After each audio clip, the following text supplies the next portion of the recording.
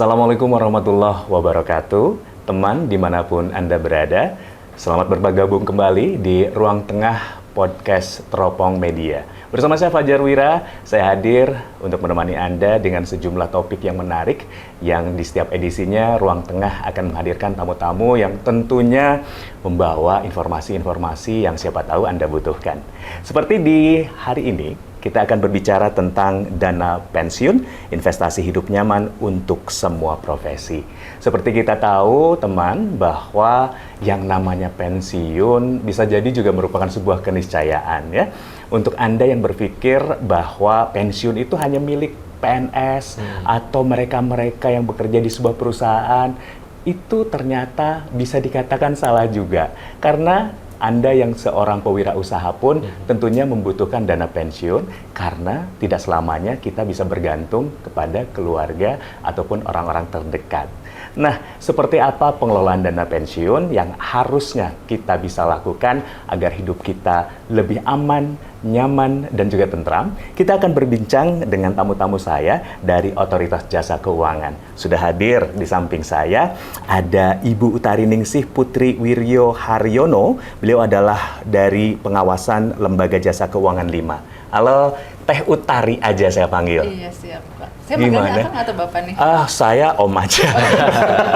Akang aja lah kita ya. Oke. Teh Utari gimana kabarnya, sehat Teh? Alhamdulillah sehat. Masih dalam kesibukan mengawasi dan lain sebagainya ya Teh ya? Masih tentu saja. Capek nggak sih Teh jadi pengawas? Kalau dibilang capek ya pastinya capek ya. Iya. Industrinya cukup banyak. Tapi menyenangkan ya Teh ya? Menyenangkan. Baik. Selain Teh Utari ada juga Muhammad Badar atau Kang Badar yang juga sudah hadir. Kang Badar, terima kasih juga sudah hadir. Beliau ini adalah Asisten Manajer Pengawasan Perilaku PUJK Edukasi dan Perlindungan Konsumen. Ya. Ini title-nya banyak. Terlalu banyak ya? Tugasnya panjang juga kelihatannya. Ya, begitulah Kang Fajar. Tapi di sore hari ini kita berbicara mungkin akan lebih ke edukasinya ya Kang Badar ya? Edukasi.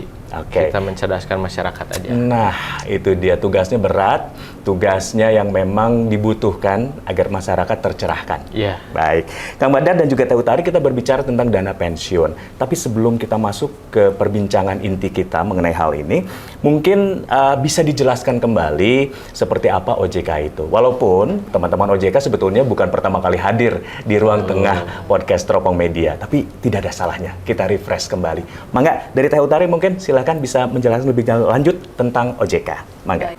Jadi memang OJK merupakan peluburan dua fungsi antara lembaga regulator dan pengawasan yang sebelumnya diemban oleh BI, yaitu regulator dan pengawasan perbankan, dan juga fungsi regulator dan pengawasan pasar modal dan industri keuangan non-bank yang sebelumnya diemban oleh Kementerian Keuangan, dalam hal ini Bapak Pam LK.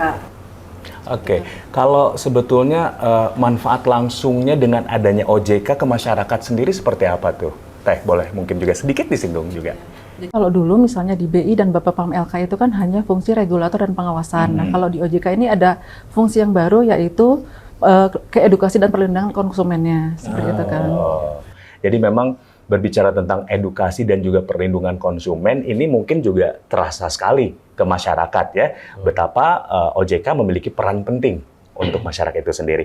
Baik, Teh Utari, tadi sedikit juga disebutkan bahwa OJK ini memiliki tugas mengatur, kemudian juga mengawasi, kemudian juga melindungi. Nah, kira-kira siapa yang diatur? Kemudian juga siapa yang diawasi dan juga siapa yang dilindungi? Itu boleh dijelaskan lebih lanjut, silakan. Oke, baik Kang. Jadi memang sesuai dengan amanat undang-undang kan fungsi OJK itu mengatur ya. Jadi OJK itu menerbitkan pengaturan, kemudian juga mengawasi, kemudian memproses izin usaha sampai dengan misalnya ada yang dicabut izin usahanya. Itu siapa saja yang diatur, diawasi dan dilindungi? Yang pertama ada bank. Seperti kita tahu bank memang ini ya badan usaha yang menyimpan, menghimpun dana dari masyarakat dalam bentuk simpanan, kemudian menyalurkannya dalam bentuk kredit ataupun dalam bentuk lain untuk meningkatkan taraf hidup rakyat banyak. Kemudian juga ada pasar modal. Pasar modal itu yaitu bagian dari sistem keuangan yang berkaitan dengan beberapa kegiatan. Ada penawaran umum dan efek, kemudian ada juga pengelolaan investasi, kemudian yang ketiga ada emiten, perusahaan publik yang berkaitan dengan efek yang diterbitkannya.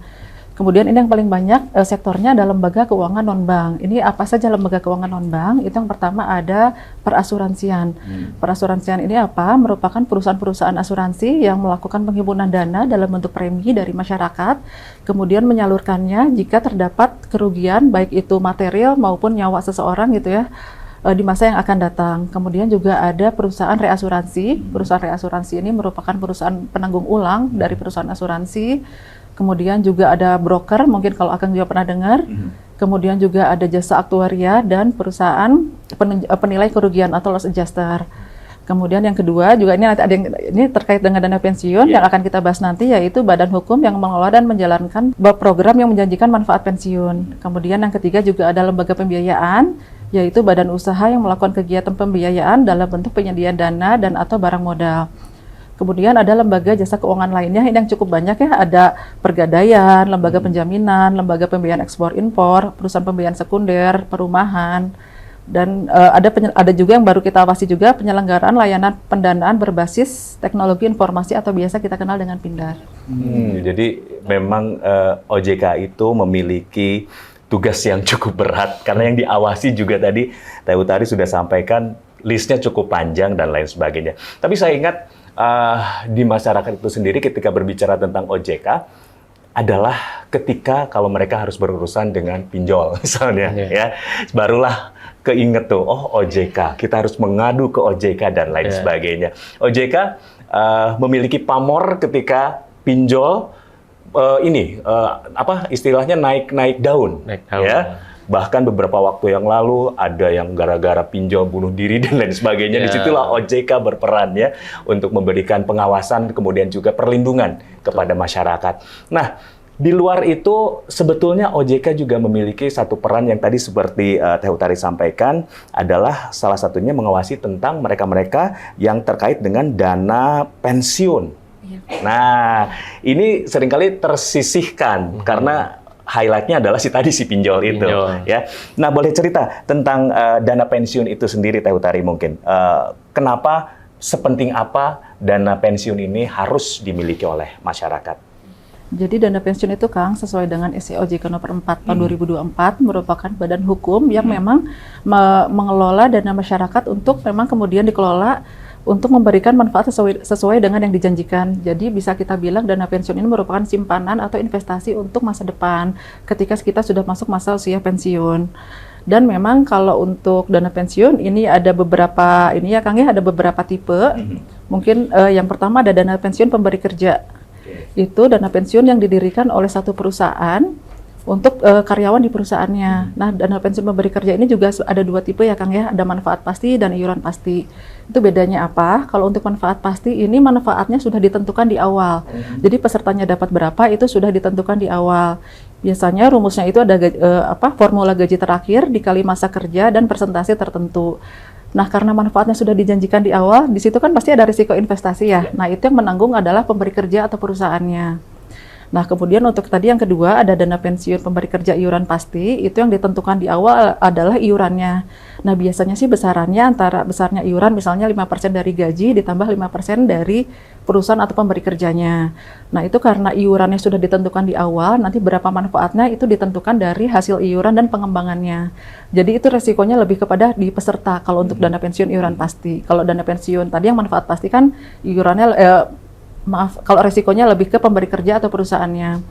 Kemudian ada juga tipe yang kedua, yaitu dana pensiun lembaga keuangan. Ini adalah dana pensiun yang didirikan oleh bank atau asuransi jiwa.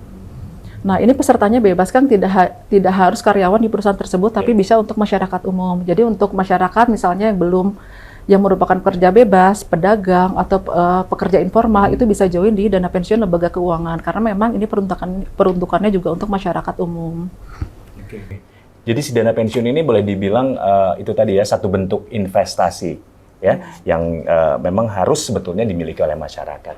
Dan satu hal lagi, kalau melihat dari faktanya, Teh Utari, apakah dari Teh Utari sendiri mewakili OJK begitu, sudah sedemikian sejauh mana sebetulnya kesadaran masyarakat untuk menyiapkan si dana pensiun ini? Ya, memang kan kalau misalnya kita lihat data dari survei literasi nasional inklusi dan SNLIK itu tahun 2025 memang kita melihat kalau untuk literasi sendiri ada di angka 66%, untuk inklusinya ada di angka 80%. Ini memperlihatkan memang ada gap, Kang, antara tingkat literasinya masyarakat dengan jumlah yang dimiliki. Jadi memang banyak masyarakat yang sudah mempunyai produk keuangan tapi tidak bisa atau tidak mengerti produk itu penggunaannya untuk apa, seperti itu. Dan memang faktanya kalau kita lihat jarang ada masyarakat yang memang peduli untuk nanti hidup di masa yang akan datang gitu ya. Jadi memang lebih ke yang saat ini sudah cukup gitu, yang nantinya nanti tentunya kan kita juga sebagai orang tidak mau nanti anak kita menjadi sandwich generation ya. Betul. Yang dia harus menghidupi biaya hidup yang semakin berat tapi juga harus menghidupi orang tua kemudian anak.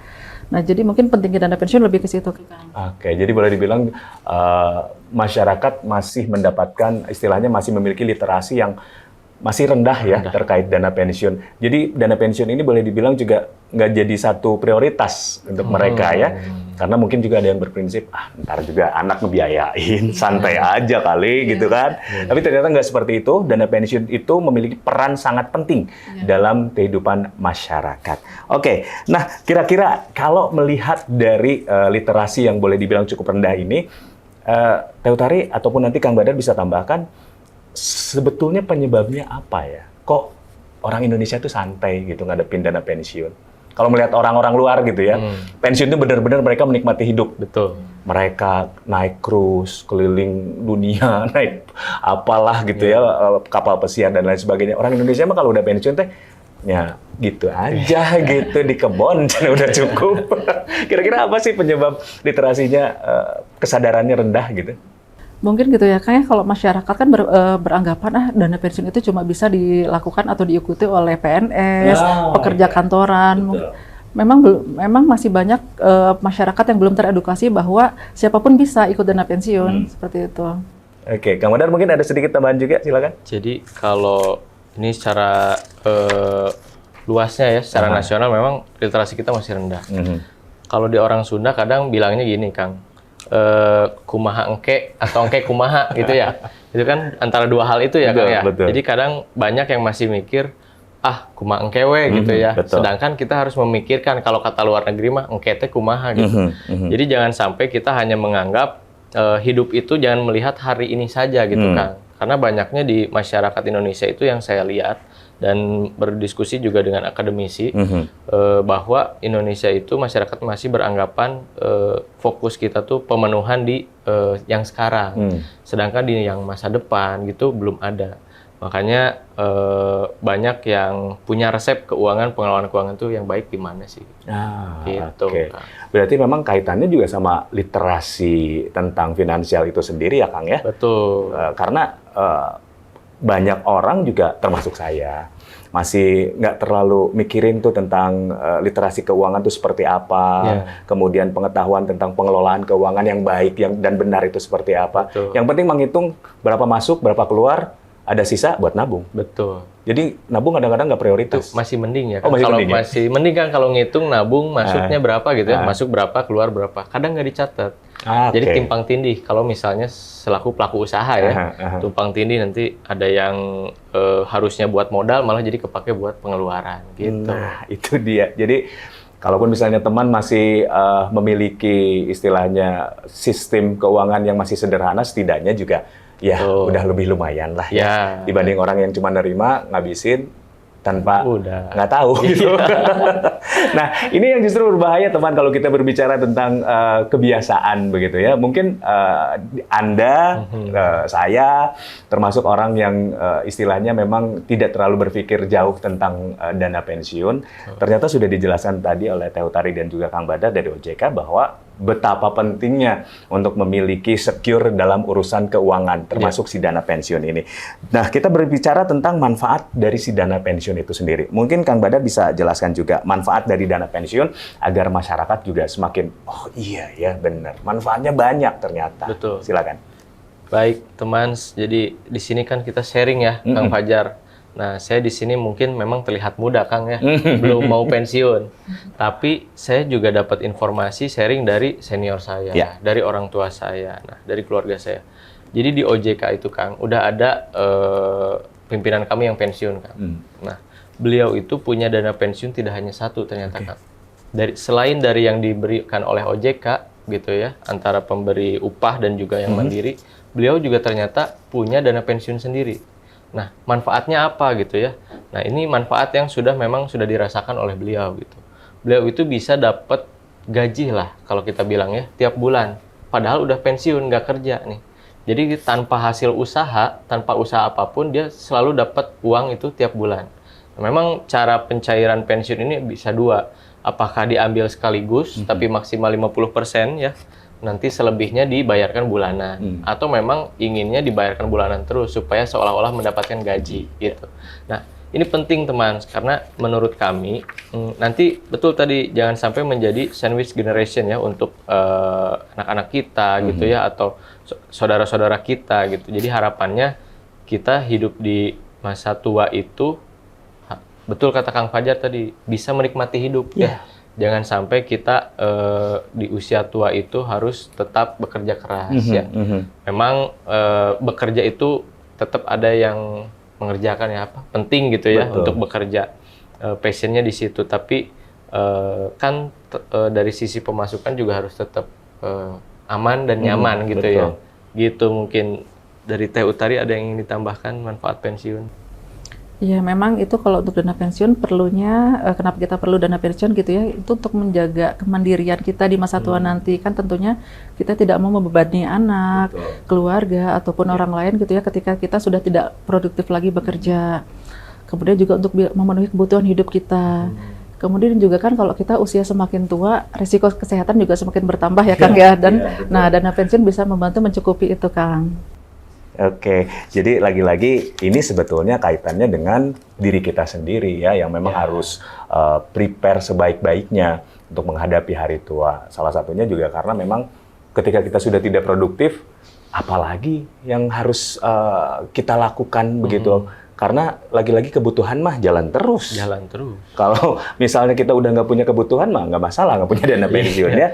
Tapi satu hal lagi bahwa seperti disampaikan Teh Utari dan juga Kang Badar, ini juga mungkin jadi pengingat juga bahwa tidak selamanya kita bisa bergantung ke orang lain, teman ya. Ketika usia masih muda, ketika usia masih memungkinkan untuk melakukan segala sesuatu, Anda merasa bahwa wah pasti bisa. Tapi tahulah ya, niscaya karena ke usia tua itu akan bisa hadir kapan saja seiring perjalanan waktu, yang pasti Anda harus juga tidak bergantung lagi ke orang ya.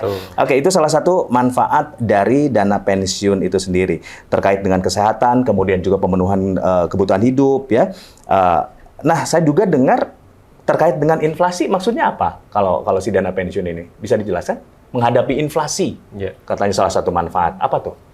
Ya, jadi ketika kita nyimpan uang gitu ya Kang ya di dana pensiun, kan itu si dana pensiun akan memutar uang kita ya. Nah, nanti hasil dari perputaran investasinya berapa itu kan itu pasti akan beriringan dengan laju inflasi ya. Jadi memang uang yang kita bayar nanti akan setara nih dengan apa yang kita dapat di masa yang akan datang. Oke, jadi ini bisa jadi semacam warisan juga ya untuk keluarga gitu ya, si dana pensiun ini ya. Baik, kita lanjut lagi Kang Badar dan juga Teh Utari.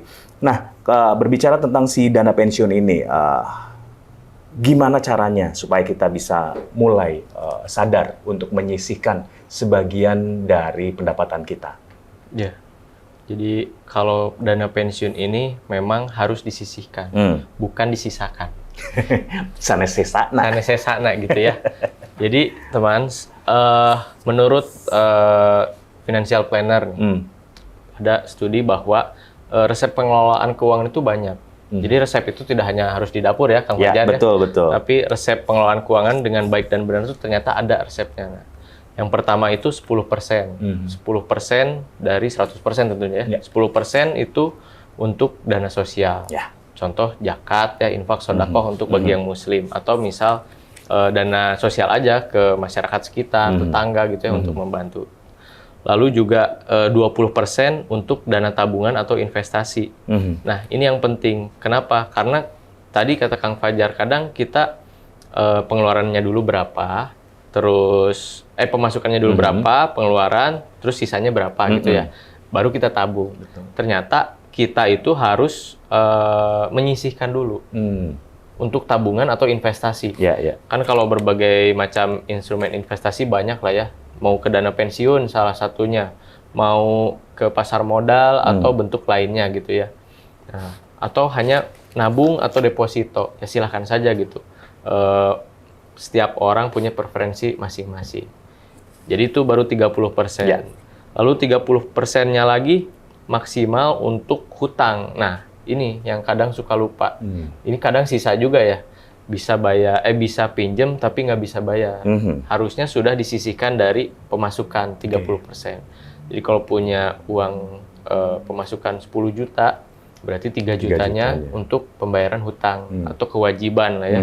Seperti itu. Nah, 40%-nya itu baru untuk kebutuhan pokok, sandang, pangan, papan gitu ya. Seperti itu. Tapi ini tadi ya, memang secara pelaksanaannya Kang Fajar beda ya. Saya mengakui itu teman. Jadi tidak semudah itu memang. Tapi minimal tadi Kang Fajar, bagaimana sih cara sejak dini ya bahkan gitu. Ya minimal kalau dari anak SD, SMP, SMA itu untuk menabung. Tapi kalau untuk yang sudah bekerja, tolong disisihkan untuk dana pensiun minimal.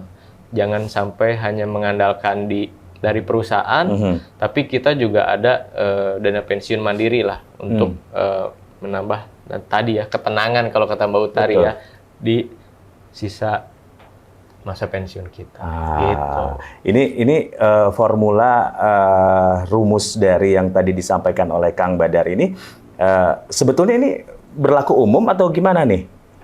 Si 10, 20, 30, 40 ini sebaiknya atau memang seperti apa? Dianjurkan seperti itu. Tapi memang bisa dikurangi. Contoh masyarakat menengah ke bawah, saya belum bisa untuk memberikan dana sosial, termasuk zakat, infak, sedekah saja, bahkan saya itu termasuk penerima gitu ya, misal gitu ya. Berarti 10% itu bisa dialihkan ke yang lain. Porsinya silakan, apakah ke porsi untuk kebutuhan hidup gitu ya, jadi kebutuhan hidupnya menjadi 50%, atau tadi menjadi pembayaran kewajiban utang gitu ya, atau untuk tambahan di tabungan atau investasi. Nah ini memang beragam, tapi minimal kita punya patokan lah. Ini kebutuhan pokok harus ada, tabungan harus ada, sama tadi untuk pembayaran kewajiban harus ada. Jadi minimal 3 itu terpenuhi, Kang. Oke, jadi formulasi ini berlaku universal ya? Universal. Tidak hanya untuk mereka yang memiliki gaji 10 juta, 20 juta, tapi juga yang UMR gitu ya? Bahkan gini, Kang, salah satu contoh, saya itu sering ke desa-desa untuk edukasi keuangan, Kang. Ketemu dengan petani. Nah, petani ini awalnya kita tahun 2022, setelah COVID kan ya, udah mulai bisa edukasi langsung. Kita perkenalkan dengan namanya dana pensiun. Nah, dengan dana pensiun ini, saya bilang ini 50.000 per bulan aja cukup untuk iurannya. Silahkan, nanti ketika usia Bapak pensiun ini bisa diambil. Ternyata pensiunnya itu kemarin 2025 awal. Itu sudah bisa dicairkan. Nah, itu ada dana pengembangannya. Jadi tidak hanya dana tabungan saja yang 50.000 dikali 2 tahun contohnya ya, atau kali 3 tahun. Tapi ada dana pengembangan di situ.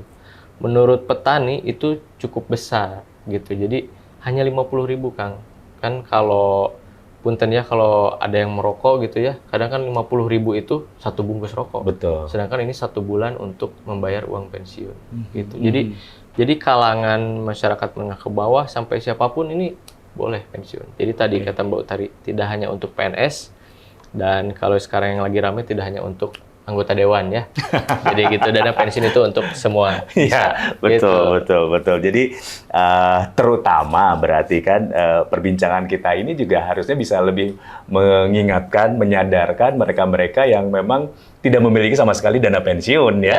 Kadang-kadang kan kalau mereka kayak PNS dan juga DPR seperti yang disampaikan oleh Kang Badar tadi, udah ada jaminan mereka mah nggak menyisihkan istilahnya sekian persen untuk dana pensiun, kan mereka udah pasti dapat gitu. Terutama ini yang harus kita sadarkan adalah mereka-mereka yang bekerja di sektor swasta, mereka yang kayak saya nih yang memang sudah tidak bergabung di sebuah perusahaan, harus sudah mikir gitu ya, untuk menyiapkan hal seperti ini. Oke, Kang Badar dan juga Teh Utari, mengenai kebiasaan mengatur keuangan. Nah, ini kan juga tentunya akan berdampak ke stabilitas keuangan itu sendiri. Nah, kira-kira bisa kasih bocoran nggak untuk kita bisa tetap mengatur keuangan ini? Karena kan lagi-lagi kita harus disiplin nih untuk komit dengan 10, 20, 30, 40% ini. Nah, kira-kira seperti apa tuh untuk ininya? Kalau dari OJK ini teman, kita punya tips nih. Ada singkatannya 2K. 2K. 2K. Jadi kita harus melihat kemampuan untuk memenuhi kebutuhan. Jadi 2K ini kemampuan yang pertama, yang kedua itu kebutuhan. Nah, jadi kita kebutuhannya berapa gitu ya. Kalau yang namanya dibilang butuh, segala butuh nggak sih Kang? Iya. Baju, pengen, butuh ya. Antara pengen dan butuh sih sebenarnya. Pengen dan butuh ya. Tapi kadang baju putih udah punya, itu butuh kan. Betul. Tapi pengennya baju putihnya ada 5 kan untuk setiap hari misalnya ganti-ganti. Nah, itu kan bisa dilihat dari kemampuan gitu. Nah selain 2K itu, tapi jangan lupa lihat keinginan gitu. Nanti jadi jangan semua keinginan itu dipenuhi gitu, tapi lihat juga dari kemampuannya. Jadi kunci utamanya kalau menurut OJK itu di kemampuan. Karena banyak juga yang melihat ini butuh, ini butuh, ini butuh gitu, tapi tidak melihat kemampuannya. Jadi kalau bisa ya tadi disisihkan untuk ditabung, di kemudian hari baru dibelikan gitu. Seperti itu Kang. Nah, tapi dalam kondisi seperti sekarang ini di mana konsumerisme masyarakat begitu luar biasa. Kita tahu ya Teh Utari ya, buka HP aja tiba-tiba kita nggak nyari apa-apa, iklannya masuk lagi. Yang nggak pernah kepikir kita mau beli jadi beli. Jadi beli. Udah gitu aplikasi kayak buat belanja segala macam selalu ada kelihatannya. Nah, ini kan jadi cukup berat juga nih orang untuk memisahkan antara ingin dan juga butuh ya. Nah, kalau dari sisi OJK sendiri ada nggak satu upaya gitu untuk menyadarkan masyarakat bahwa belilah, penuhilah segala sesuatu yang memang dibutuhkan, bukan yang diinginkan. Itu gimana? Kalau dari kami itu kan di bagian edukasi keuangan di OJK Provinsi Jawa Barat khususnya, ini rutin mengedukasi tidak hanya kepada orang dewasa Kang, bahkan dari TK sampai ke kakek nenek Kang, bisa kita bilang. Dari TK itu mengajarkan menabung. Nah, lalu SMA mulai menabung tapi lihat juga kebutuhan gitu ya. Kalau ada keinginan untuk dibeli. Terus kakek nenek uang pensiunnya jangan sampai tertipu di investasi bodong. Nah, itu salah satu kita mengedukasi keuangan ke masyarakat umum gitu. Mengingatkan bahwa penting nih terkait dengan keinginan yang dicapai harus melihat kemampuan. Nah, tapi kalau dari sisi pribadi nih Kang, dari saya sendiri, saya kalau ingin sesuatu, saya pernah baca, coba dipikirkan 7 hari. Oke, oh itu bagus. Ya Kang? 7 hari ya? 7 hari Kang. Jadi saya pengen beli, contoh kemarin saya pengen beli powerbank. Nah, powerbank saya masih ada yang sebelumnya. Cuman kayaknya belum maksimal dibuat ngecas. Saya pikirkan 7 hari kemudian. Hari pertama masih pengen, hari kedua masih pengen, hari ketiga, sampai hari ke-7, oh ternyata ini masih bisa dipakai aman-aman aja. Ya udah, berarti belum butuh sebetulnya. Nah, tapi biasanya hari ke-8 muncul lagi keinginan baru. Bikin lagi 7 hari berikutnya. 7 hari kemudian, gitu kan. Nah, ini menurut saya sih efektif ya, kalau saya jalankan secara pribadi gitu. Jadi, ya saya kalau misalnya keinginan tuh, karena datangnya cepet, lagi scroll TikTok, goleran tiba-tiba ada iklan keripik aja kita beli kan. Baru kemarin saya beli keripik usus ayam. Coba pentingnya apa gitu kan? Padahal kan itu hanya tergoda sesaat kan. Nanti 7 hari kalau lihat iklan ini lagi, saya mau beli atau enggak, ternyata enggak. Gitu. Itu menurut pribadi saya, mungkin Teh Utari ada saran lain. Silakan. Siapa tahu ada pengalaman hidup yang relate sama itu. Aduh, kalau bicara saya, sebetulnya saya itu orang yang boros Kang. Jadi memang harus benar-benar memisahkan antara kebutuhan dan keinginan. Itu tips dari Kang Badar, itu benar banget, kebutuhan dan keinginan. Biasanya kalau saya pengen barang, saya bener nggak ya, bener-bener pengen ini atau butuh ini nggak ya? Memang tipsnya saya baru dapat dari Kang Badar, itu bener banget. Memang harus nahan dulu 7 hari gitu ya. Kemudian dilihat lagi nih kita butuh atau pengen nih terhadap barang itu. Situ sih Kang. Oke. Nah, Teh Utari, dari ini balik lagi ke pengalaman pribadi. Kalau bicara tentang si dana pensiun, nah Teh Utari sendiri, kalau udah pensiun pasti ntar dapat ketika nanti pensiun. Tapi kepikiran juga kah untuk juga istilahnya berinvestasi di dana pensiun di luar dari yang nanti akan diterima dari kantor misalnya? Gitu nggak sih? Pikiran juga, Kang. Jadi memang walaupun kita udah punya dana pensiun, tapi kan kita juga bisa ikut di dana pensiun lain ya, Kang, ya, di dana pensiun lembaga keuangan tadi. Memang karena kalau kita pikir, Kang, kalau dana pensiun itu kan memang baru bisa digunakan saat kita mencapai usia pensiun, di mana kan di masa itu kita sudah tidak aktif lagi bekerja, dan memang dengan makin banyaknya biaya hidup gitu ya, memang itu pasti akan sangat dibutuhkan nanti ketika kita sudah tidak aktif bekerja. Seperti itu sih. Jadi walaupun memang saya sudah punya dana pensiun, tapi saya tetap ikut di dana pensiun lain selain dari kantor gitu ya. Seperti itu. Nah, teman, mereka aja yang udah jelas dijamin pensiunnya ya, setelah nanti masa pensiunnya tiba, tetap kepikiran untuk melakukan investasi di dana pensiun ini. Apalagi mungkin di antara yang sedang menonton podcast ini, ada yang bekerja di sektor-sektor di luar pemerintahan ataupun juga istilahnya swasta yang tidak memiliki dana pensiun. Masa sih nggak kepikiran untuk berinvestasi di dana pensiun itu sendiri? Oke, nah kita bicara tentang sekarang peran OJK itu sendiri di dalam dana pensiun ya. Mungkin kembali bisa diingatkan untuk kita semua. Mangga, silakan. Tadi di awal Teh Utari sudah menyampaikan bahwa tugas OJK itu mengatur, mengawasi dan melindungi. Betul. Ya. Nah, semua sektor memang kita atur. Salah satunya dana pensiun. Nah, jadi dana pensiun ini kita atur oleh POJK, Peraturan Otoritas Jasa Keuangan. Semua lembaga perusahaan yang menerbitkan dana pensiun, mau itu di perbankan, mau itu mandiri gitu ya, dana pensiun mandiri, itu harus mematuhi peraturan yang OJK buat. Apa tujuannya? Supaya governance-nya terjaga. Juga dari sisi tingkat kesehatan dana pensiunnya kita pantau. Di mana ada pelanggaran gitu, kita juga pantau. Jadi mudahnya buat masyarakat, OJK itu sebagai polisi pengawas gitu. Oke. Kan polisi mengawasi orang-orang jahat. Betul. Nah, termasuk juga OJK gitu. Bukan berarti di lembaga keuangan banyak orang jahat, tapi kan ada saja ya tindak kejahatan. Nah, itu salah satunya supaya tadi fungsi melindungi masyarakat, nasabah itu terlindungi oleh adanya pengaturan pengawasan dari OJK. Gitu. Oke, itulah pentingnya OJK, perannya OJK di kaitannya juga selain tadi fungsi-fungsi lainnya di dana pensiun ini juga ternyata memberikan masyarakat ketenangan ya dengan adanya OJK itu sendiri.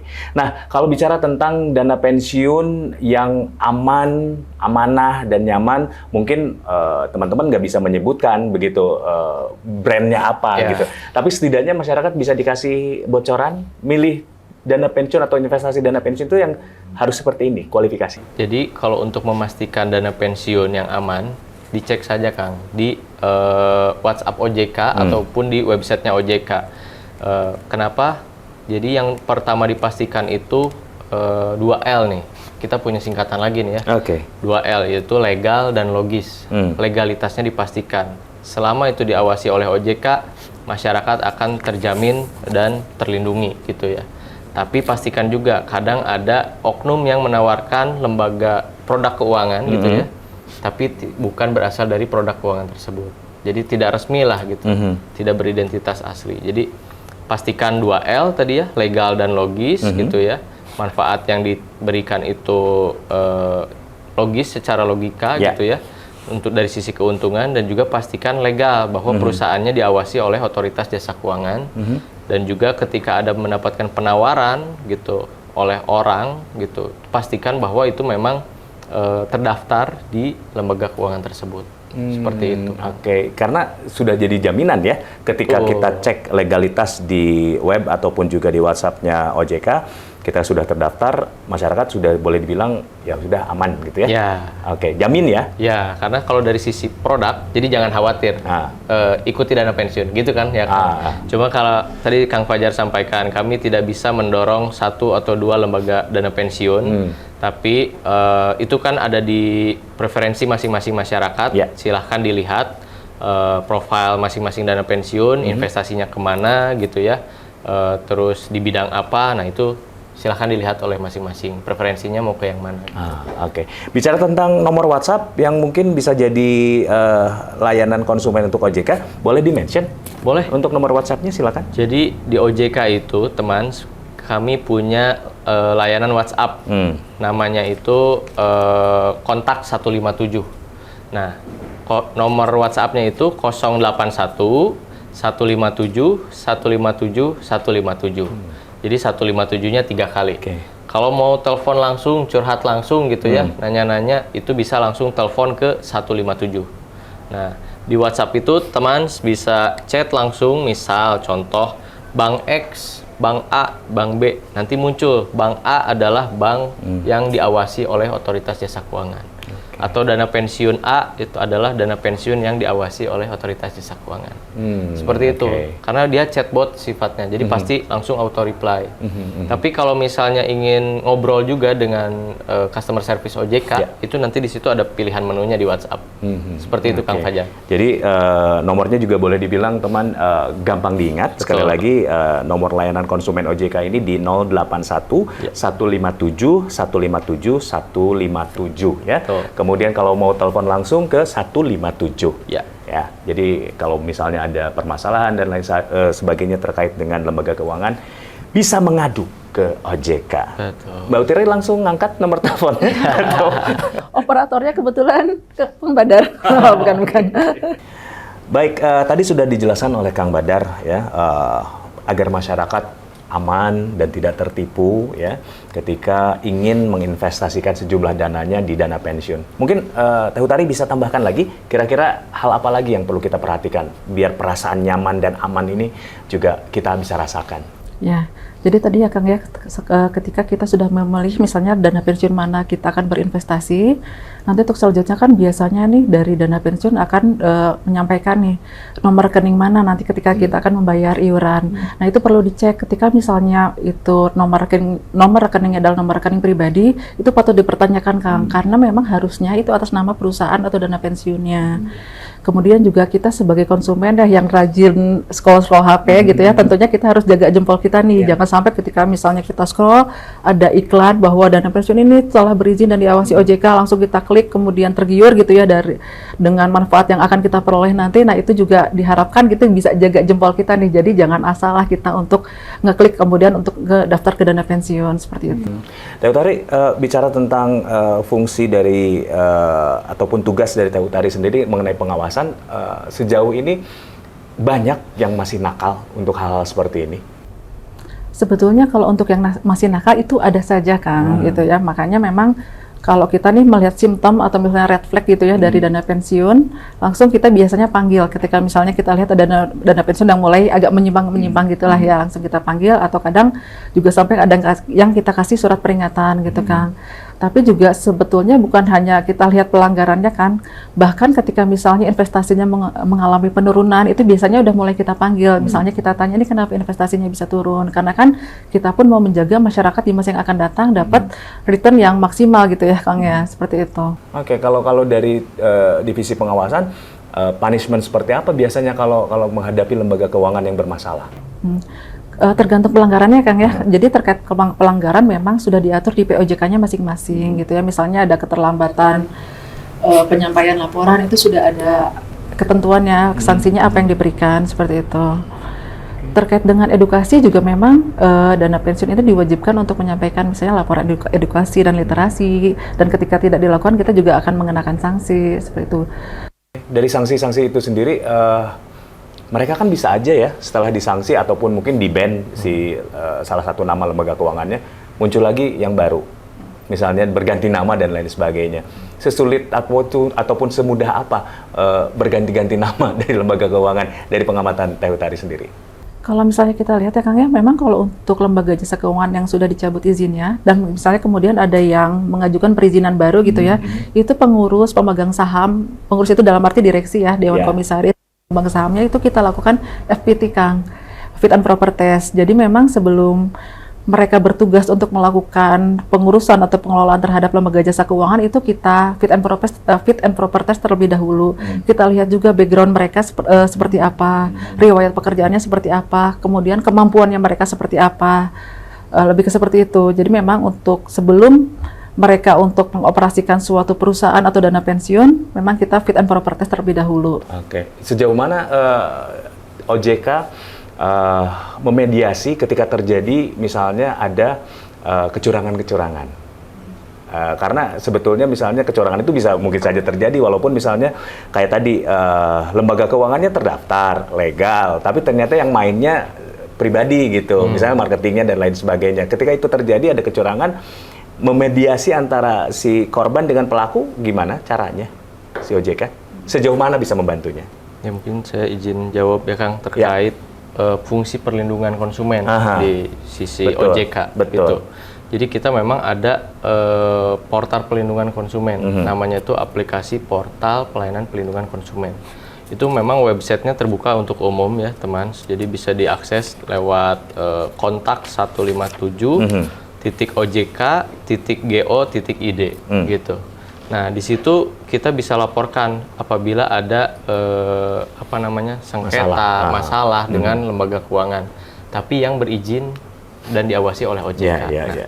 Kalau misalnya sudah masuk kontak 157 atau APPK ini, nanti akan ada namanya pemanggilan terhadap lembaga keuangannya gitu.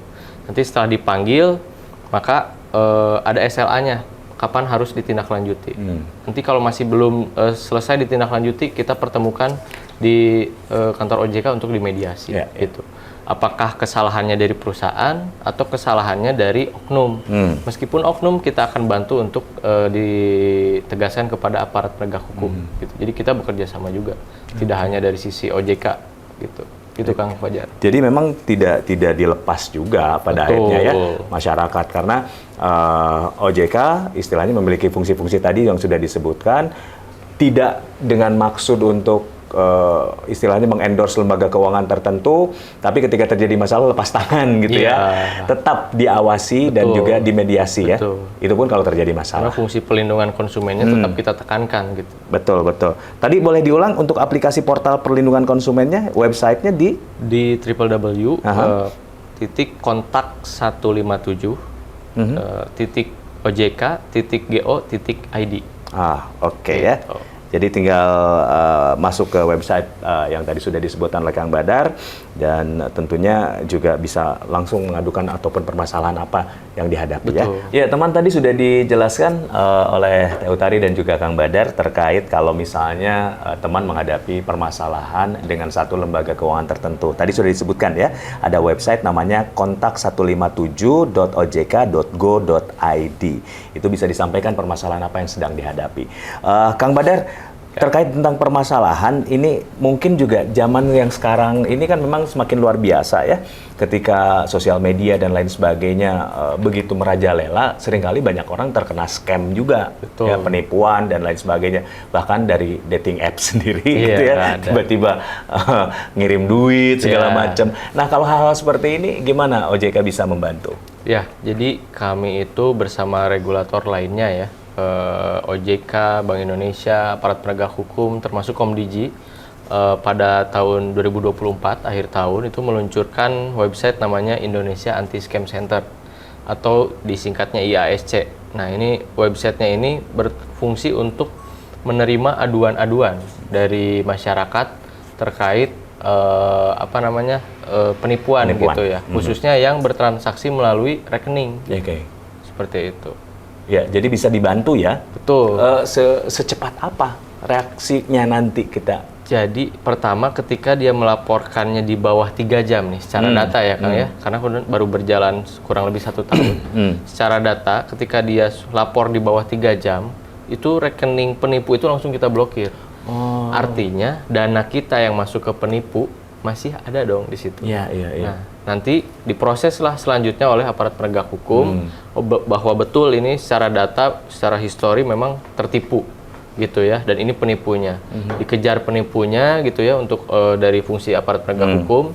Nah, nanti dari IASC ini memproses bagaimana cara pengembalian uangnya. Apakah benar gitu ini tertipu atau seperti apa gitu. Karena kan uangnya masih ada di rekening. Ya berarti dengan catatan bahwa uang itu memang belum ditarik sama si penipunya. Betul. Ya. Kenapa harus lapor di bawah 3 jam? Di bawah 3 jam. Ya. Jadi teman jangan galau dulu. Jangan update status, aduh aku ketipu. Jangan curhat dulu. Keburu ke mana tuh artisnya gitu kan.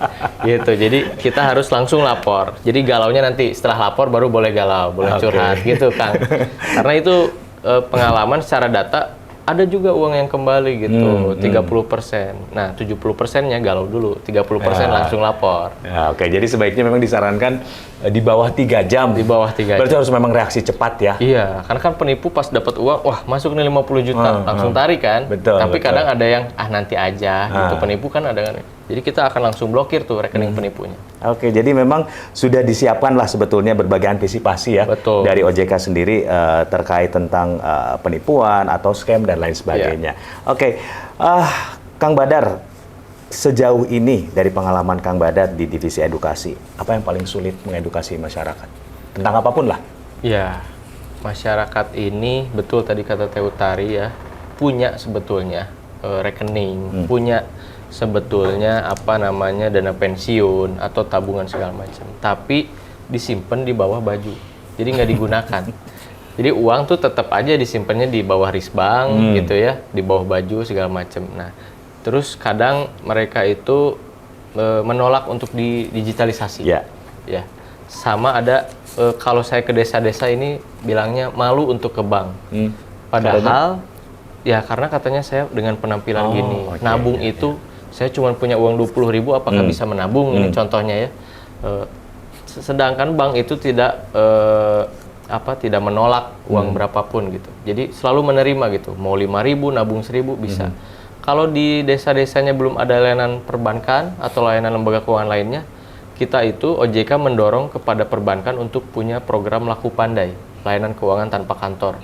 Contoh di warung-warung tuh, kalau mau kita top up untuk Shopee Pay gitu ya, atau e-commerce lainnya, itu kan bisa di warung-warung. Nah, itu adalah salah satu lembaga keuangan yang kita dorong untuk membuka layanan supaya menyebarkan akses keuangan ke masyarakat. Jadi sulitnya itu di mindset aja sih. Di mindset ya, lebih ke situ ya. Jadi mereka sudah memiliki pola pikir tertentu, di mana satu istilahnya apa ya, satu ilmu baru kadang-kadang memang tidak bisa terserap dengan semudah itu karena pola pikirnya memang sudah jadi tantangan sebetulnya ya. Tantangan. Ya. Jadi Tapi biasanya gini tidak pernah menyerah ya. Oh enggak, kita selalu edukasi ke setiap lapisan masyarakat. Oke. Gitu. Teh Utari, kalau dari sisi pengawasan hal apa yang tersulit? Ke dana pensiunnya ya. Tantangannya sih sebetulnya ini ya, karena iklim investasi kita yang naik turun. Jadi itulah tantangan buat kita sendiri. Jadi memang kalau misalnya kondisi investasi turun dan memang kemudian kan dana pensiunnya pasti turun ya nilainya gitu. Nah itulah sulitnya sebetulnya. Karena kita sebagai pengawas tidak boleh merekomendasikan satu produk keuangan ya. Jadi ketika turun, kita hanya minta mereka untuk melakukan evaluasi. Bagaimana caranya supaya mereka memperbaiki portofolio yang sedang turun. Seperti itu.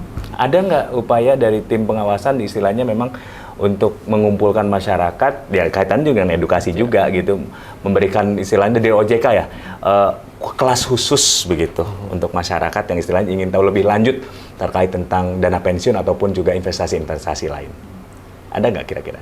Kalau dari sisi pengawasan kami pernah Kang, jadi ketika kita meriksa dana pensiun, kita minta dipertemukan dengan pesertanya. Jadi kita tanya dulu nih pesertanya tahu nggak sih program pensiun itu apa? Karena rata-rata memang orang yang bekerja seperti kita itu nggak ngeh kalau kita punya dana pensiun gitu ya. Besarannya nanti apa itu kebanyakan itu ngehnya ketika kita masuk usia pensiun baru ngeh nih, oh ternyata kita punya ya, oh ternyata nominalnya segini ya, lumayan juga seperti itu. Jadi kita tanya dulu pesertanya itu mengerti atau enggak bahwa mereka nanti akan dapat dana pensiun gitu ya. Kemudian hasil pengembangannya sebetulnya kan dana pensiun itu punya kewajiban untuk menyampaikan berapa sih dana yang sudah dipunya gitu ya untuk masing-masing peserta. Nah itu mereka dapat atau enggak dari dana pensiunnya.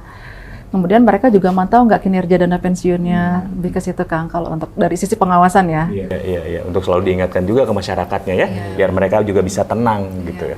Baik, tidak terasa teman kita sudah berada di penghujung perbincangan kita terkait tentang dana pensiun, investasi hidup nyaman untuk semua profesi. Tadi sudah disampaikan banyak sekali informasi dari narasumber-narasumber kami ini bahwa memang dana pensiun ini merupakan satu hal yang insya Allah sebetulnya bisa menjamin kita untuk memiliki masa tua yang lebih nyaman, aman, dan juga tentram tanpa perlu kita bergantung kepada orang lain, apalagi anak-anak kita. Karena kita sadar bahwa mereka pun memiliki kehidupan mereka masing-masing. Terakhir, Kang Badar dan juga Teh Utari, ini terkait tentang dana pensiun ini mungkin ada closing statement yang ingin disampaikan juga ke masyarakat untuk juga kembali mengingatkan betapa pentingnya hal ini.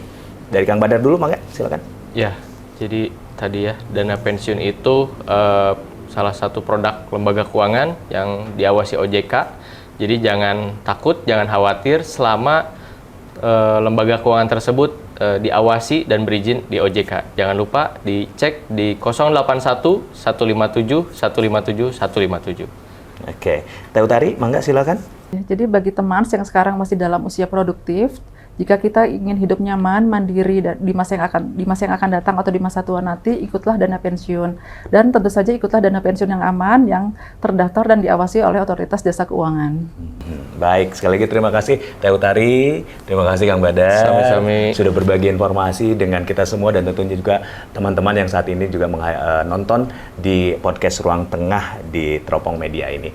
Baik teman, itu tadi perbincangan kita bersama dengan Utari Ningsih Putri Wiryo Harjono. Beliau adalah pengawasan Lembaga Jasa Keuangan 5, kemudian juga bersama dengan Muhammad Badar, Asisten Manajer Pengawasan Perilaku PUJK, Edukasi dan juga Perlindungan Konsumen, Otoritas Jasa Keuangan. Terima kasih telah juga menyimak perbincangan ini. Mudah-mudahan bermanfaat. Sampai berjumpa lagi di podcast Ruang Tengah Teropong Media lainnya. Saya Fajar Wira pamit. Sampai jumpa. Assalamualaikum warahmatullahi wabarakatuh.